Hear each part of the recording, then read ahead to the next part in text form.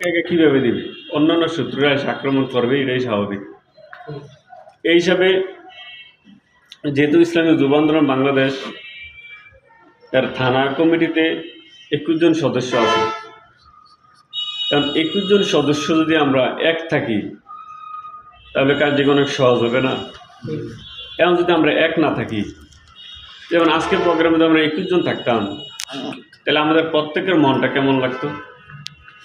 এই হিসাবে আমাদেরকে যেহেতু দায়িত্বে যাদেরকে আনা হবে, তাদের নাম ঘোষণা হবে, সবার কাছে অনুরোধ আমরা যাতে, আমাদের কাজ তো বেশি না, আমাদেরকে বলে নাই যে আমরা সব ব্যবসা বাণিজ্য সব ছেড়ে দিয়ে আমরা শুধু সাংগঠনিক কাজ করি, এমন কোনো নির্দেশনা নাই, বলেও না, বলবেও না।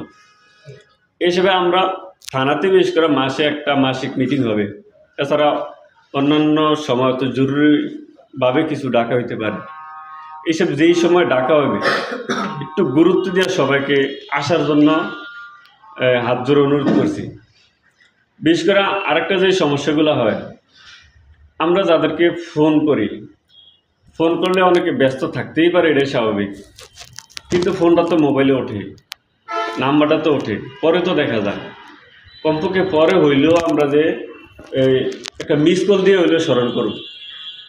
কারণ কি, যদি যারা দায়িত্ব